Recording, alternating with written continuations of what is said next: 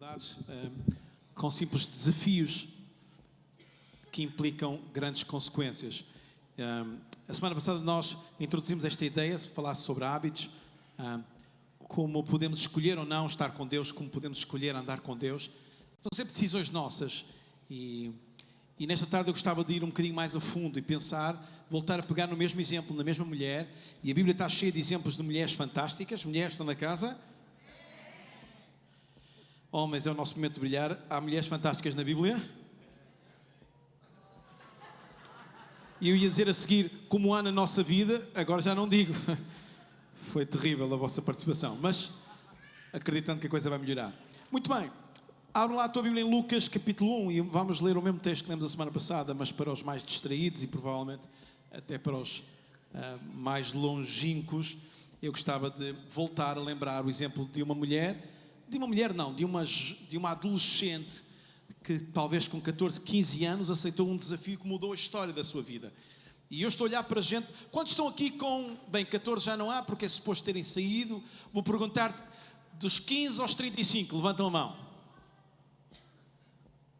Ai, pouco orgulhosos. Querem ver como é que são? Do 36 para a frente. Quantos é que estão aqui? Olha o orgulho deles a levantar a mão.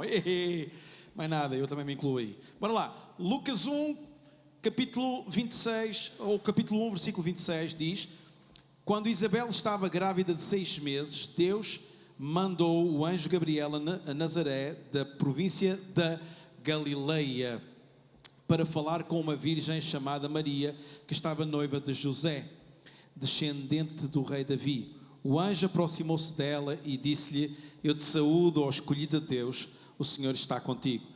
Maria ficou perturbada com estas palavras e perguntava a si própria o que é que queria dizer aquela saudação. Então o anjo continuou: não tenhas medo. Diz comigo, não tenhas medo. E eu vou continuar a ler. Maria, pois fostes abençoada por Deus. Ficarás grávida e terás um filho, a quem vais pôr o nome de Jesus. Ele será grande e será chamado Filho de Deus Altíssimo. O Senhor Deus lhe dará o trono do seu antepassado Davi. Governará para sempre os seus descendentes de Jacó, ou melhor, os descendentes de Jacó, e o seu reino não terá fim.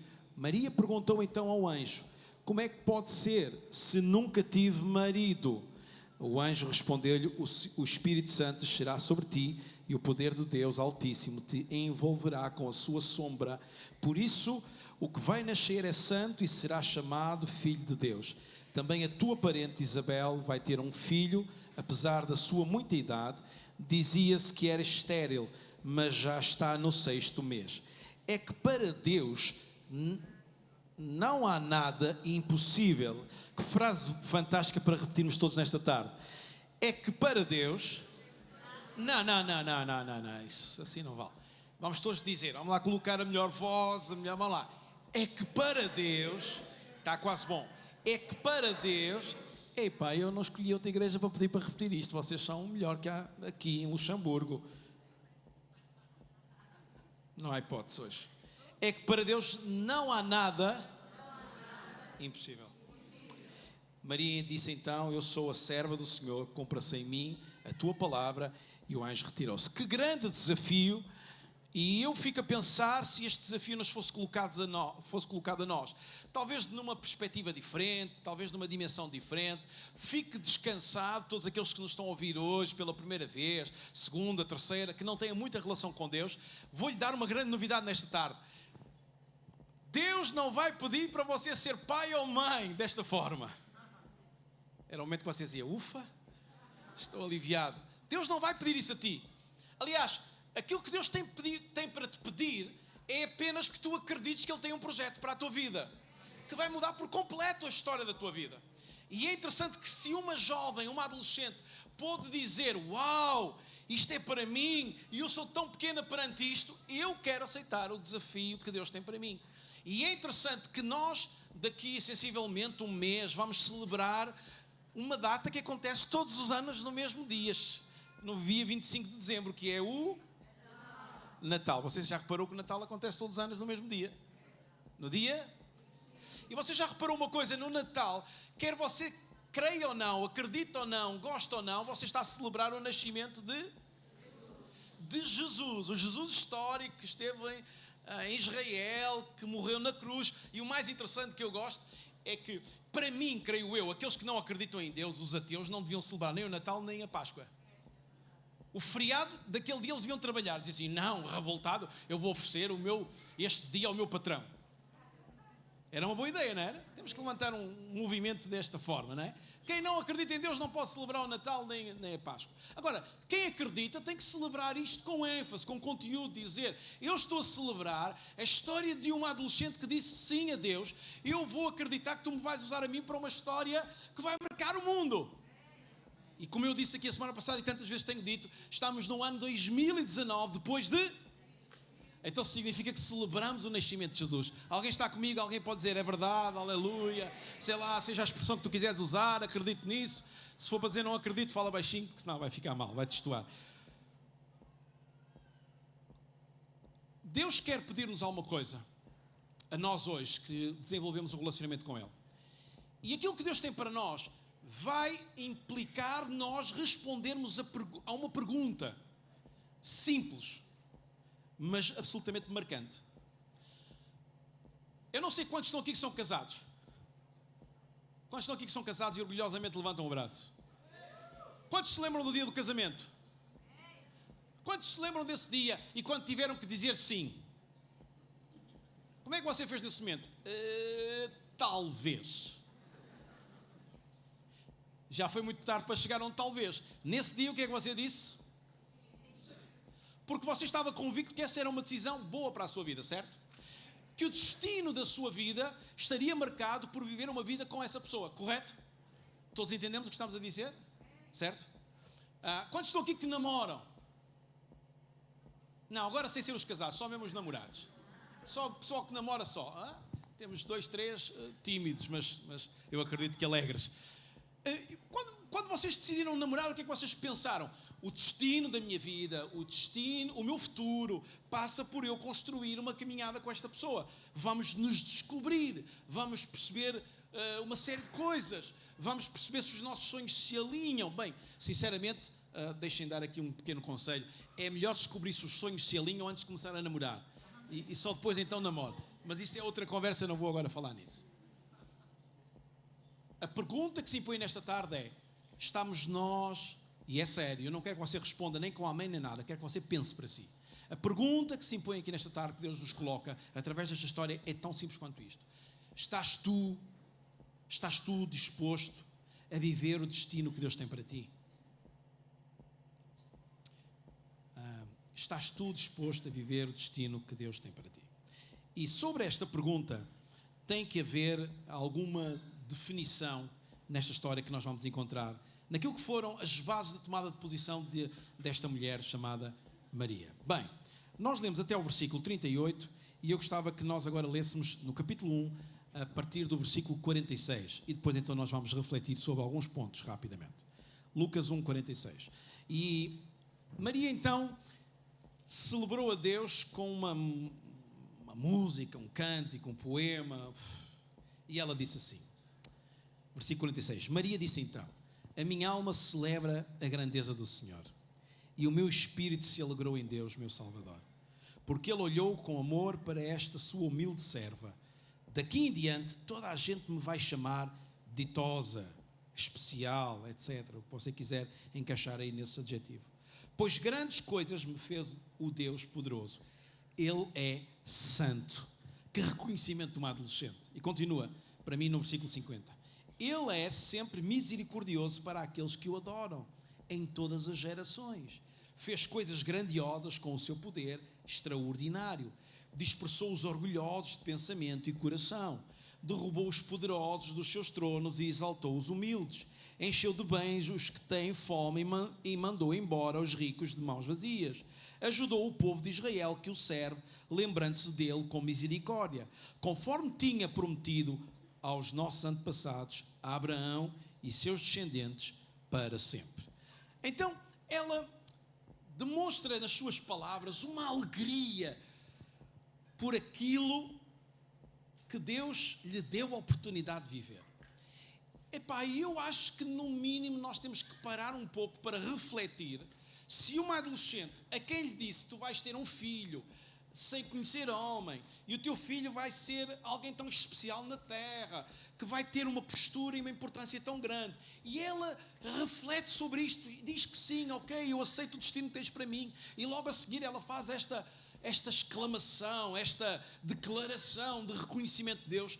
De alguma forma nós temos que parar para pensar um pouco. Se esta adolescente entendeu que aquilo que Deus tinha para a sua vida era importante, porquê é que nós não paramos para entender que ter um relacionamento com Deus, descobrir quem Deus é, perceber o destino que Ele tem para a nossa vida, é também importante? Porque afinal, nós tomamos tantas decisões na nossa vida. Sei lá, às vezes decidimos comprar um carro, porque não temos o dinheiro suficiente, decidimos fazer um crédito para comprar um carro. O mesmo se aplica a uma casa. E isso vai marcar o destino da nossa vida. Muitos de nós, às vezes, por coisas que nós nos envolvemos, por decisões da nossa vida, mais à frente tivemos, sei lá, que recuar, sair do caminho, abandonar a família, emigrar, sei lá, decisões da nossa vida que marcaram o nosso destino, porque não refletirmos num Deus que está interessado em fazer-nos pensar que Ele tem um destino próprio para a nossa vida. E por aquilo que nós percebemos, se nós procurarmos ler a Bíblia, que não é mais do que um livro escrito por pessoas que tinham um relacionamento com Deus, e que Deus os desafiou e os inspirou a escrever, e que para hoje é a voz de Deus a falar para nós entendemos isso. Então por que não pararmos e pensar, se eu aceitar o destino de Deus para a minha vida, será que aquilo que Deus trouxe sempre, que foi sucesso, conquista, eu também não experimentarei isso? E eu quero te dizer, aqueles que tiverem a coragem de dizer, Senhor, estou aqui disponível para viver o que Tu tens para mim, eu quero te dizer, há uma coisa que te está proposta, é sucesso na tua vida. E vou-te dizer uma coisa, não há nada mais do que hoje as pessoas mais procurem, não há nada mais do que seja hoje a grande busca das pessoas. Sucesso, sucesso, sucesso. Hoje toda a gente fala de sucesso, verdade ou não? As pessoas hoje medem o sucesso pelas casas que têm, pela conta bancária, pelos carros que têm, pelo cargo na empresa. As pessoas medem sucesso em tudo e mais alguma coisa. Hoje as pessoas estão envolvidas e à procura de sucesso em todas as áreas da vida. É verdade que todos nós sabemos que a taxa de divórcio tem subido muito, a taxa de suicídio tem subido muito. Hoje, não é? Hoje já ninguém diz que está em depressão, hoje é um burnout. Hoje é quase uma coisa fina dizer-se que se está num... Ninguém quer dizer numa depressão, porque depressão é muito psiquiátrico. E não é elegante, porque não é inglês, é português. Mas as pessoas hoje sabem porquê? Porque há uma procura incessante por viver sucesso. Ouça, nos dias de hoje, se uma adolescente chegasse a casa e dissesse, eu recebi de Deus esta missão para a minha vida, você pegava nela e levava direitinho ao hospital para ela ficar hospitalizada. E se a sua filha lhe dissesse, eu vou ficar grávida sem conhecer homem, e você dizia, tu estás é doida. Isso não é possível. Isso nunca vai acontecer. Se calhar saltaste aquela aula que eu te dei sobre sexualidade. Sim, porque eu ainda acredito que o lugar certo para os filhos aprenderem sobre sexualidade é com os pais, é com a família. E nós não podemos dispensar essa nossa função na família. Alguém ainda me ouve?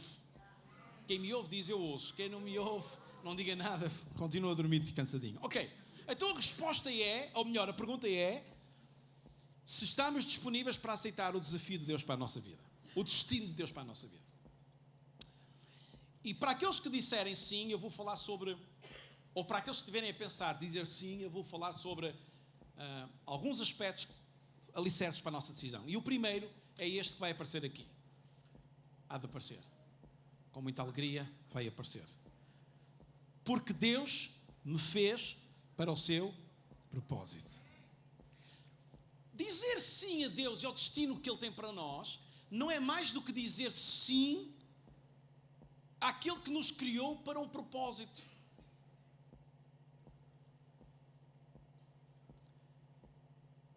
Eu hoje, antes de ir de casa, um bocadinho antes, a minha mulher veio ter comigo e disse, olha, eu gostava de levar este relógio hoje, mas ele está assim um bocadinho solto, dá para tu apertares aqui a bracelete? E eu disse, não, isso, à maneira de homem, não, isso hoje não dá, isso não podes levar outro, não tens outro. Não. Os homens entendem-me. Não me deixem sozinho agora, por favor.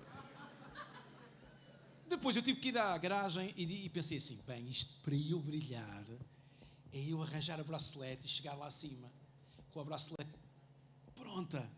E ela vai dizer, eu sabia que tu não me ias deixar. Bem, é verdade que eu fui lá abaixo, tentei arranjar a bracelete, levei um martelo, que é uma coisa que sempre funciona em qualquer área que a gente queira arranjar. Garanto-vos que é daquele instrumento que funciona em qualquer coisa, em qualquer aparelho, isso funciona. Ok? E levei e comecei a arranjar e preparei. Só faltou a frase, eu sabia que tu não me ias deixar. Mas eu fiquei realizado. Porque disse, fiz a minha boa ação, não é? Porque o relógio fez-se para usar no pulso. E se estiver solto não vai fazer sentido. Porque você vai usar o relógio, ele vai virar, você não vai poder ver as horas. E quando você virar o pulso, ele vai voltar a virar. Não faz sentido. As coisas foram feitas para um propósito. Os maridos foram feitos para paparicar as mulheres.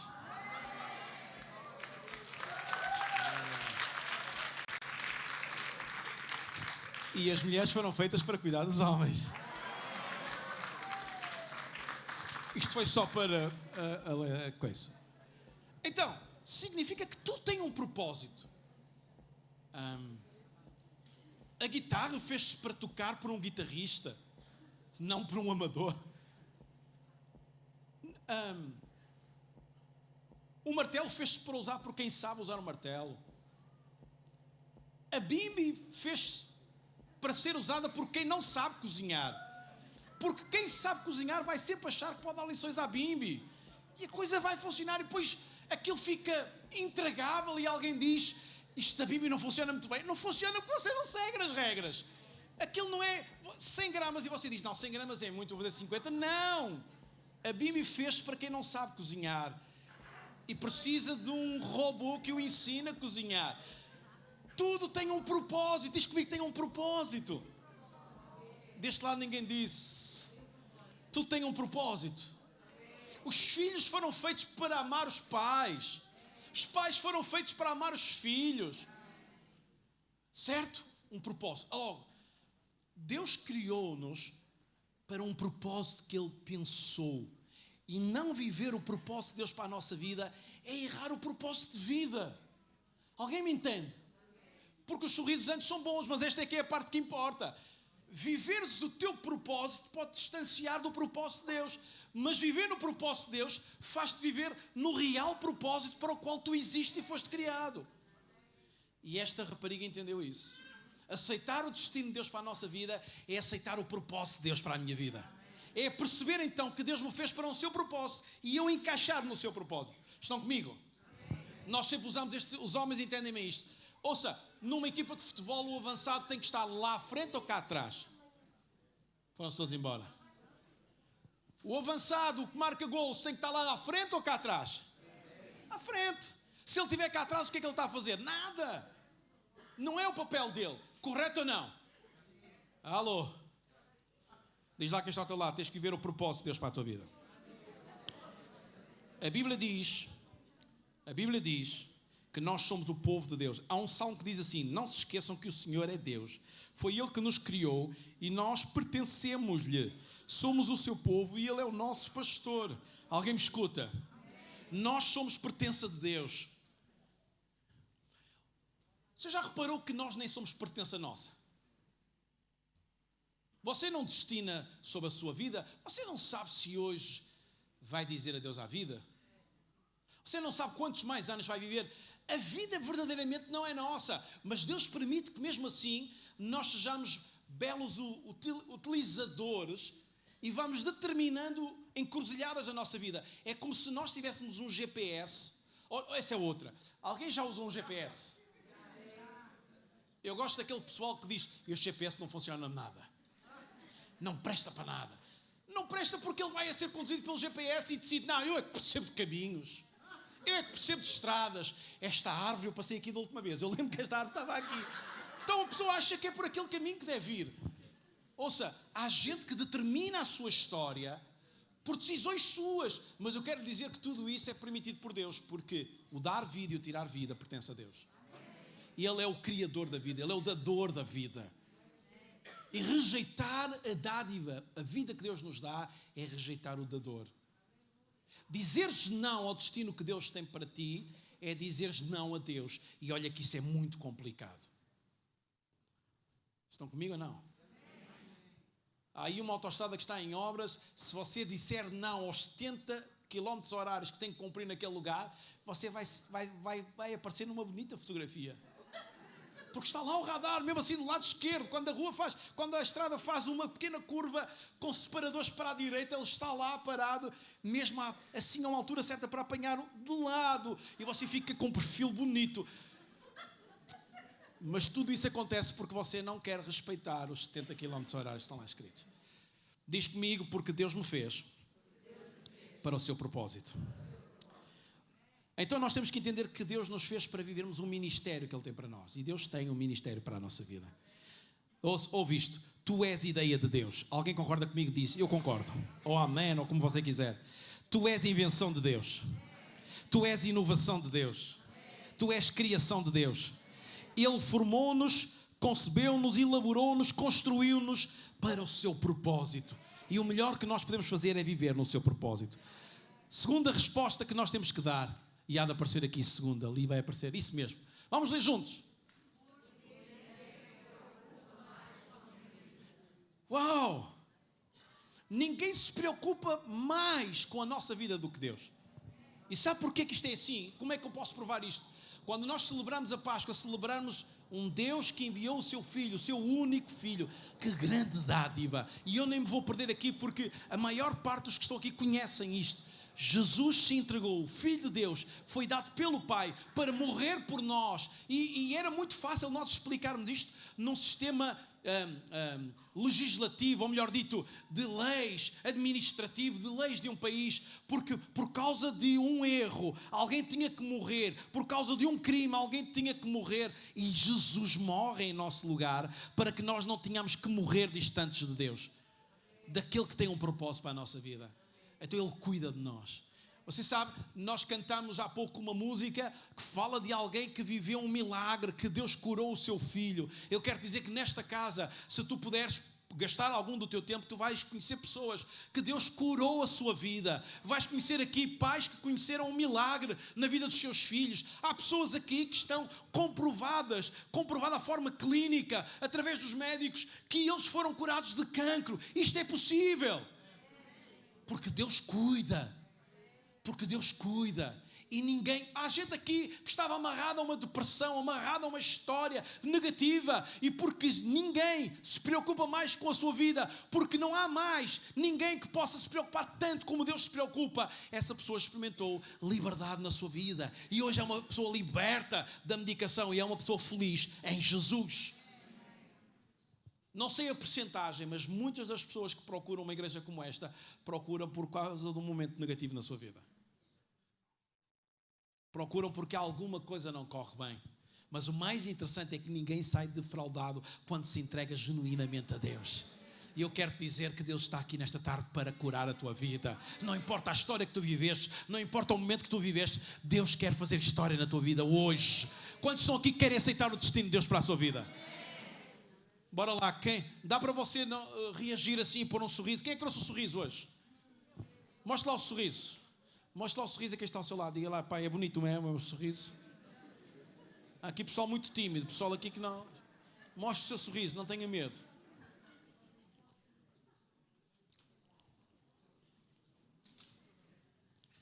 Há um texto na Bíblia que diz assim em Mateus. Ouça isto. Não se vendem 2 pássaros por uma moeda? No entanto, nenhum só deles cai ao chão, sem o vosso Pai querer. Até os cabelos da vossa cabeça estão todos contados. Que declaração fantástica. Terceiro ponto. Terceiro ponto. Eu sei que tu vais conseguir. Pois é a chave para a bênção. Aceitar o destino de Deus para a nossa vida é a chave para a bênção. E bênção é uma palavra que muita gente não... Talvez uma geração aqui muito antiga, não é?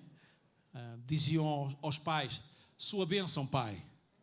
Isto é uma coisa que alguns nem sabem o que é, não é? Mas quem é que ainda se lembra disto?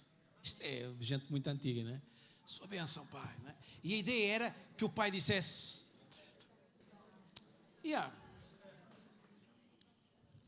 Sabe o que é que as pessoas pensavam de uma forma... No antigamente era assim. As pessoas pensavam desta maneira. Se o meu pai, se a minha mãe me disserem, eu estou contigo, eu te apoio, eu vou ser uma pessoa que no que vou fazer vou me sentir feliz, realizado. Porque eu sei que as coisas estão em concordância. Ainda estão comigo? Todos nós, mais ou menos, precisamos sempre de um apoiozinho, verdade? Ouça, os homens lá em casa, é verdade ou não é? Quando a mulher diz, quando a gente telefona e diz, olha, sabes, eu hoje tive um convite para ir almoçar, e ela nos dá aquela resposta, tu é que sabes. A gente percebe que é o momento de ir para casa.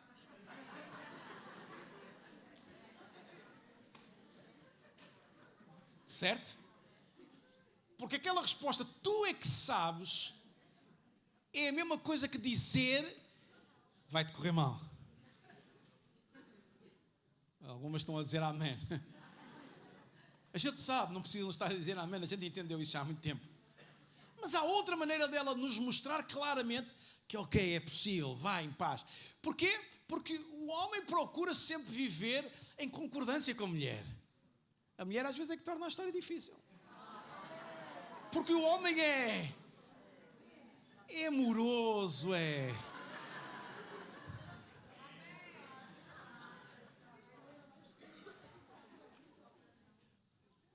receber um amém. Pá, Deus te abençoe, que eu agora não tenho trocos. Isto também é giro. Ele abençoou uma garrafa e eu agora digo que Deus vai pagar. Não, eu depois pago no fim. Mas pensa comigo, o que é que nós precisamos na nossa vida de aceitação em muitos momentos? Precisamos de não nos sentirmos sós, porque o sucesso depende de uma tranquilidade mental, de uma tranquilidade em consciência. Receber bênção de Deus significa que nós recebemos a aprovação dele para um sucesso que nós vamos viver. E para recebermos a bênção de Deus, nós precisamos de receber o destino que ele tem para nós, aceitar o destino que ele tem para nós.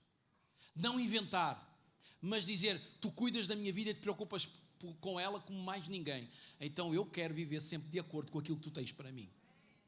E colocarmos nessa posição é vivermos a bênção que nós precisamos. E a bênção é o caminho, a tranquilidade, a paz de espírito. Você já reparou que para nós termos sucesso nós precisamos de paz de espírito?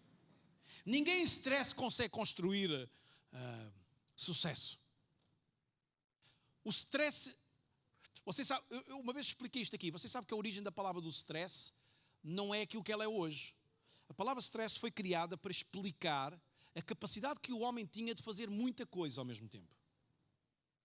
Só que, como o fazer muita coisa ao mesmo tempo cria muita dificuldade e não traz paz de espírito, então a mesma palavra foi aplicada hoje para significar, quando a gente fala de stress, o que é que a gente fala? De uma coisa negativa, certo? Ninguém consegue ter sucesso em alguma área. Ou seja, se você for muito estressado para um exame, provavelmente o que vai acontecer é que você vai ter uma má nota aí. Mesmo aqueles que usam cábulas. Porque vão tão estressados nem conseguem usar as cábulas. O que é que eu estou a tentar dizer? Em tudo na vida nós precisamos de encontrar paz. E paz é aceitação, entender que as coisas estão construídas para nós conseguirmos alcançar o sucesso. E ter a bênção de Deus sobre a nossa vida significa o projeto que tu estás a desenvolver, o caminho que tu estás a trilhar, é um caminho que eu tenho para ti. Vive esse caminho e perceber que o Deus Altíssimo, que governa os céus, que tudo está debaixo da sua palavra, significa que Ele pode dizer assim e a coisa acontece se Ele quiser. Porque é assim que Ele criou o mundo. Então significa que a sua palavra ainda continua a ter esse poder. Que coisa incrível! Quando eu sei que a minha vida está alinhada com a sua vontade, então a sua bênção está sobre mim. Então significa que aquilo que vai acontecer, o mais normal é eu experimentar sucesso. Então eu quero viver debaixo da bênção de Deus. Eu esperava que muitos quisessem e tivessem com um grande sorriso nesta tarde, mas você está com cara de muito triste e eu...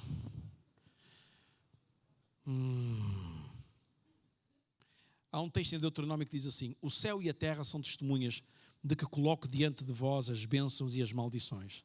Se queres ter vida, é Deus a falar. Se queres ter vida, tu e os teus descendentes devem escolher a vida, amando o Senhor, teu Deus, escutando a sua voz e permanecendo-lhe fiel. Ele é a tua vida e é Ele quem poderá fazer-te viver por muitos anos nessa terra que prometeu dar aos teus antepassados, Abraão, Isaac e Jacó. E esta é uma história interessante que podem ver. Mas o que eu quero situar é Deus a dizer, sou eu que dou. Sou eu que posso abençoar, sou eu que posso firmar. E eu quero dizer nesta tarde, nós precisamos, Deus está a pensar em todos os jovens, adolescentes que têm sonhos, adultos, não importa a idade. Deus está com um desejo de trazer sucesso à tua vida. Mas para tu viveres o sucesso que Deus tem para ti, tu tens que viver na bênção que Deus tem para ti, na aceitação que Deus tem para ti. Então para isso tu tens de te colocar debaixo da sua vontade. Como é que é lá em casa? Pais, há aqui pais na casa? Pais orgulhosos, levantem lá a mão. Eu sou pai. Eu sou mãe. Bora. Quantos é que estão aqui filhos? Dizem orgulhosamente, eu sou filho. Ei, Senhor, se eu fosse teu pai, estava... Também não sei onde é que está o meu. Qual foi a reação dele? Bem, ouça. Que coisa fantástica quando os filhos percebem que os pais estão a ajudá-los a construir um futuro. E os sonhos, quando estão a apoiá-los, a dar apoio para que os sonhos deles se concretizem. E filhos, percebam uma coisa, chocar de frente com os pais nunca te vai dar a paz de espírito que tu precisas, a calma e a tranquilidade no teu coração que tu precisas para conquistar sucesso na tua vida. Não significa que os pais têm sempre razão. E lamento dizer, mas é verdade, os pais nem sempre têm razão. Mas em 99,9% têm. Não, estou a brincar. Os pais nem sempre têm razão. Mas mesmo que eles estejam desatualizados na idade, há uma coisa que eles não estão, é desatualizados na vida. E mesmo que eles não tenham vivido as mesmas histórias que tu estejas a viver, ou que já viveste, eles viveram outras parecidas, com lições idênticas, que te podem dizer uma coisa muito simples. Não vale a pena percorreres esse caminho. E quando tu percebes isso e entendes isso, tu estás-te a poupar, porque tu estás a colocar-te debaixo da bênção de alguém que já viveu uma história na tua vida. Então tu podes ser muito... Filhos, entendam isto. Com a experiência dos vossos pais e ouvindo os vossos pais e tirando as lições que os vossos pais têm para vocês, vocês hoje podem ser muito melhor sucedidos que os vossos pais. E se os filhos entenderem isto, que coisa fantástica! E a grande prova, ou um dos grandes sinais de sucesso de um líder, é quando o seu sucessor chega mais longe que o seu líder. E se os filhos entenderem que podem aprender tanto que os pais e aproveitar a vida dos pais, a experiência dos pais, como um trampolim para chegarem mais longe, é assim com Deus. Se nós usarmos a experiência de Deus sobre a nossa vida, há uma coisa que vai acontecer. Nós vamos ser bem-sucedidos. Vamos experimentar coisas que ainda não sonhamos experimentar. E aqui alguém quer experimentar isso. Não é os teus sonhos, é os sonhos de Deus para a tua vida. Que são perfeitos, agradáveis e que te vão levar a experimentar alguma coisa que tu ainda não sonhaste. Bem, mas eu tenho que me calar. E você pode dizer, amém. É simpático você. Não, eu guardei essa, que ficou cá guardada. Quarto ponto, rapidamente. Ei, agora foste rápida. Estavas à espera. Porque a humildade honra a Deus. E eu falei um pouco disto. Nós precisamos de tornar... Ouça, nós vivemos numa sociedade que humildade é um bem em extinção. As pessoas hoje... qual humildade? Não é umidade, é humildade. Há muita umidade. E há muita gente avariada pela umidade, mas não é isso que eu estou a falar. Estou a falar de humildade. São coisas distintas. Há gente hoje que... O pessoal hoje está numa sociedade em que são tão prepotentes, tão cheios de si mesmo, tão cheios de o eu posso, o eu sou capaz, o vai ser possível, o depende. Ouça, a humildade. Você já reparou que nós desenvolvemos mais humildade quanto mais anos de vida nós temos? É interessante, não é? Por isso é que é um grave problema quando alguém tem muitos anos de experiência de vida e é pouco humilde. Significa que aprendeu pouco. E alguns de nós dizemos assim, como é que esta pessoa já com esta idade ou com esta experiência de vida é tão pouco humilde? Pois você está a olhar para um exemplo muito negativo que você não pode imitar. A experiência da vida tem que nos levar a perceber, epá, eu errei tanto, eu fiz tanta coisa errada, eu podia ter feito melhor. Você sabe, vou abrir o meu coração, mas não muito, só um bocadinho. Eu gostava de ter menos 20 anos e saber o que sei hoje. Ouça! Você não está a ver bem. Eu tenho tantos sonhos para viver enquanto pastor, enquanto líder de uma igreja, e gostava de viver numa igreja, experimentar e chegar a patamares que nunca vivi. E eu às vezes fico a pensar, epá, espero que as forças não me faltem, porque daqui a 3 anos faço 50.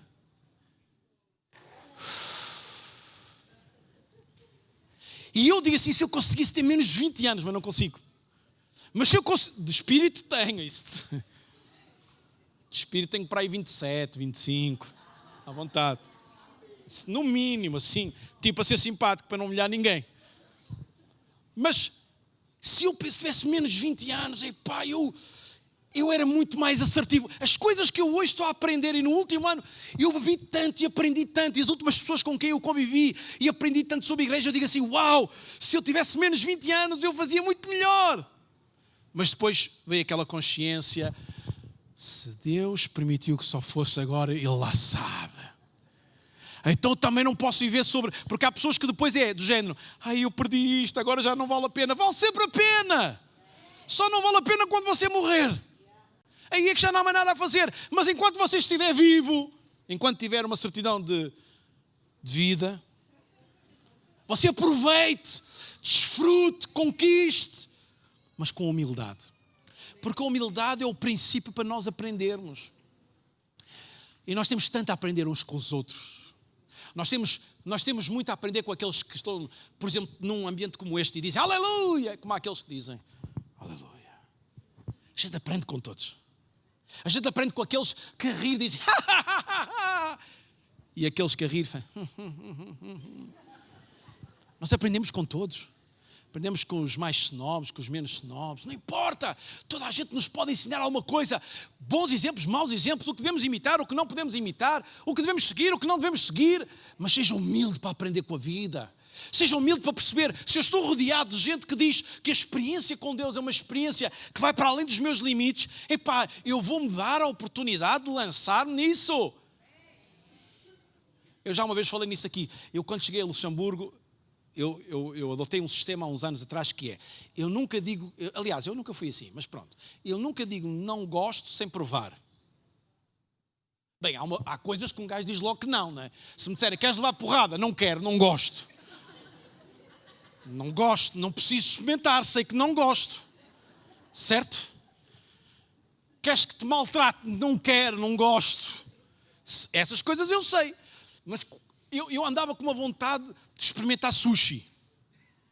E eu dizia assim, sushi, peixe cru. Como é que alguém pode gostar? Mas eu nunca provei, não sei se é bom ou se é mau. Não é? E depois um dia, aí um amigo que está por aí, não sei se está hoje, não importa, eu disse-lhe, pá, eu gostava mesmo de ter uma experiência dessas. Então vamos experimentar aí onde se deve experimentar. E eu experimentei em alguém que eu acho que está aqui hoje, mas não vou dizer nada, que eu não vou passar, não vou fazer publicidade porque ele não me pagou. Se ele tivesse pago, a história era outra. Não, estou a brincar. Ouça, e eu provei e disse, nunca mais quero mais nada. Isto é muito bom. E quando eu hoje como, é uma explosão de sabores, é uma coisa. Ouça, a humildade para aprender vai nos levar sempre a dizer uma coisa. Eu não digo que não. E com Deus tu não podes dizer que não. Tu não viveste uma 10ª parte daquilo que Deus tem para ti. Portanto, no mínimo há 90% para tu viveres que ainda não viveste, não experimentaste. E não sabes como é que Deus vai fazer. Não digas que não a Deus. Isso é no mínimo, sem ofender ninguém, uma idiotice. Tem coragem. O meu filho anda-me a desafiar, pai, eu gostava muito de saltar de paraquedas. E eu,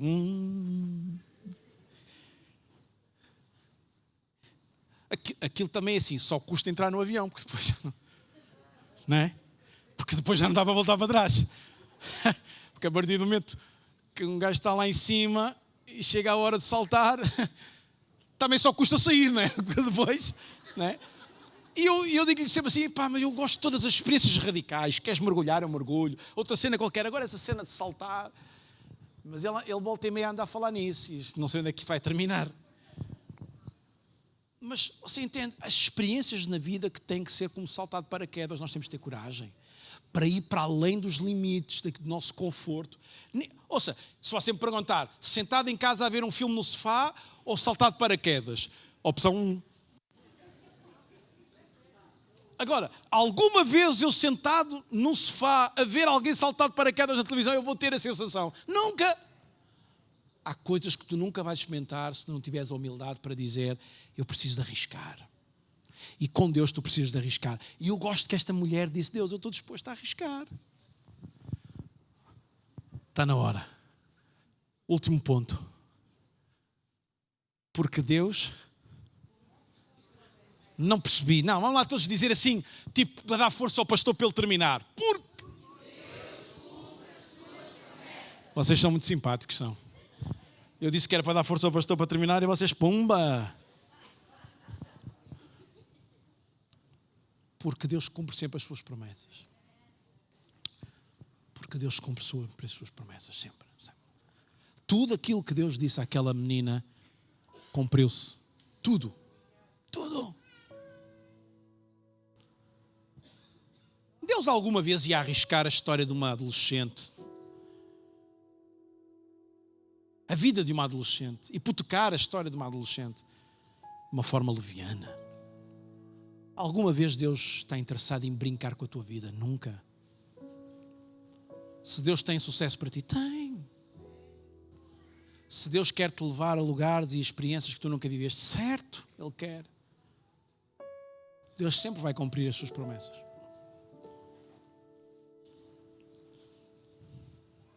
Deus sempre vai cumprir as suas promessas. 700 anos antes de Jesus nascer, já estava profetizado como ele que havia de nascer. E 2000 anos depois, ou melhor, perdão, 700 anos depois, a criança nasceu da forma que tinha sido dito, e 2000 anos depois, cerca de 2000 anos depois, nós estamos a celebrar isso. Então significa que há uma missão para nós vivermos.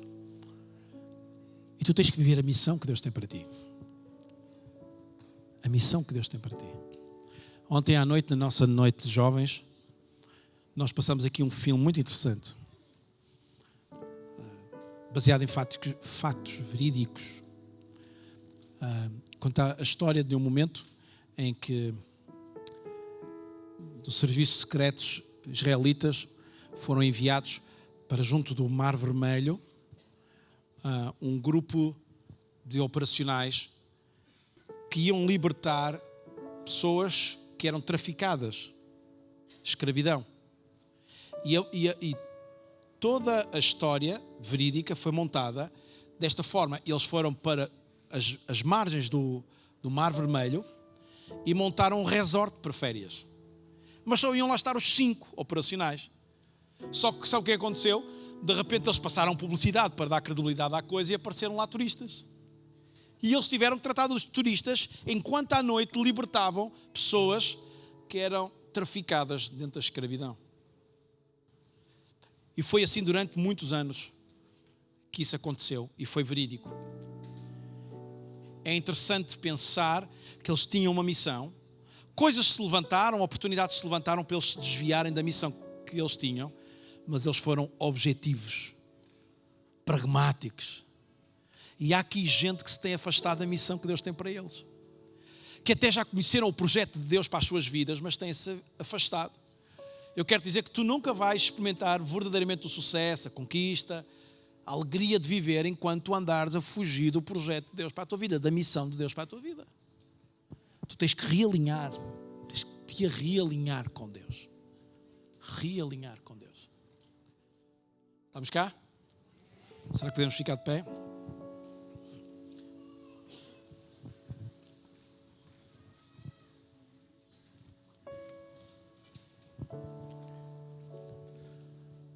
Nós vamos ter um momento de oração. Eu estou a perceber hoje da parte de Deus. Eu sei que com aquele sketch inicial o tempo fugiu um bocadinho, mas bora lá, é diferente hoje. Eu queria que nós pudéssemos orar nesta tarde por pessoas. Eu percebo que há aqui pessoas que querem realinhar o seu destino com Deus. Percebem que têm andado desalinhados. E nós temos uma forma de fazer isso, lançar um desafio, porque nós acreditamos no poder da oração. E orar é pedir a Deus que intervenha na tua vida, é declarar palavras sobre a tua vida, é comunicar com Ele para que Ele... E porquê é que nós fazemos isso? Porque no desenvolvimento do relacionamento que nós temos com Ele, nós entendemos que há uma intimidade que se vem a desenvolver com Ele, que faz-nos entender a sua voz, o seu desejo, a sua vontade. E quando nós oramos sobre alguém, nós queremos de alguma forma ser portadores do carinho, do desejo de Deus sobre a tua vida.